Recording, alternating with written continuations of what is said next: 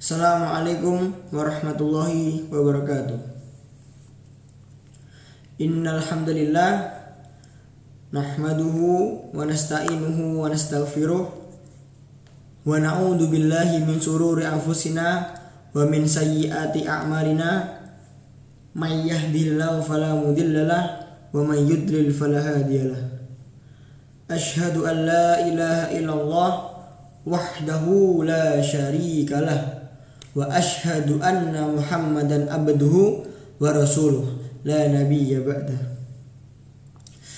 Addal amanah wa ballagha risalah wa nassahal ummah wa jahada fi sabilillahi haqqa jihadih.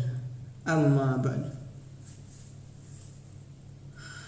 Ma'asyiral muslimin rahimakumullah. Pada kesempatan ini yang pertama dan paling utama yaitu adalah mengucapkan puja dan syukur kehadirat Allah Subhanahu wa taala.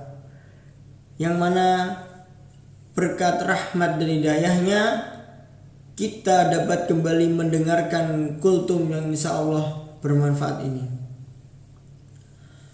Kedua kalinya saudaraku, salawat serta salam semoga tetap curahkan kepada junjungan Nabi besar kita, Nabi akhiruz zaman, yakni Nabi Muhammad sallallahu alaihi wasallam.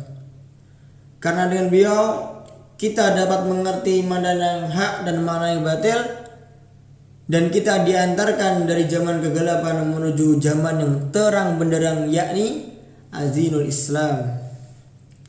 Ma'asyiral muslimin rahimakumullah. Pada kesempatan ini yang terakhir saya akan insyaallah akan menyampaikan kultum yang bertemakan Al-Quran sandaran bagi kehidupan. Ma'asyiral muslimin rahimakumullah. Umat Islam memiliki pedoman yang akan menyelamatkan hidupnya baik di dunia maupun di akhirat.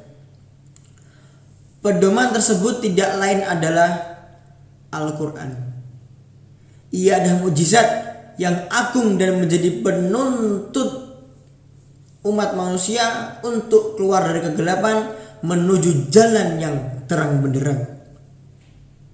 Dan di dalam kehidupan seorang muslim, Al-Quran merupakan sandaran kehidupan yang senantiasa menjadi petunjuk untuk dapat membedakan antara yang hak dan mana yang batil. Ya, fungsi Al-Quran sendiri diantaranya memang menjadi petunjuk bagi orang-orang yang bertakwa. Allah berfirman yang bunyinya, a'udzubillahi minasyaitonirrajim, dzalikal kitabul la raiba fi. Yang artinya kitab Al-Quran ini adalah keraguan padanya, petunjuk bagi orang yang bertakwa. Quran surat Al-Baqarah ayat 2. Bahkan lebih luas lagi. Fungsi Al-Quran sebagai petunjuk bukan terbatas untuk orang-orang yang bertakwa, tetapi juga untuk seluruh umat manusia yang ada di bumi ini. Allah berfirman, a'udzubillahi minasyaitonirrajim, syahrul ramadan alladzi unsila fihi al-Qur'anu hudal lin-nasi wa bayyinatin minal huda wal furqan.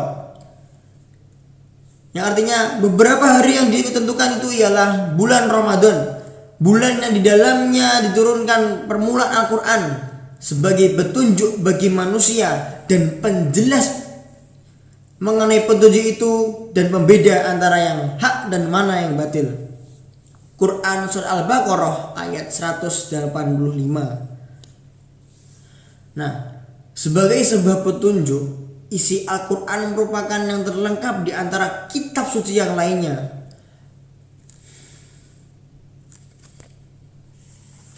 Sebagai akidah, pedoman ibadah, hukum syariat, muamalah, akhlak, kisah-kisah hikmah, ilmu pengetahuan, dan masih banyak yang lain.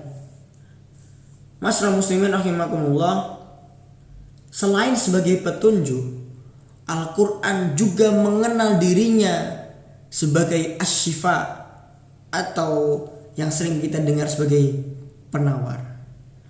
Hal ini sebagaimana dijelaskan dalam firman Allah yang berbunyi, kami diturunkan dari Al-Quran suatu yang menjadi penawar atau syifa dan rahmat bagi orang-orang beriman, dan Al-Quran itu adalah tidaklah menambah kepada orang-orang yang zalim selain kerugian.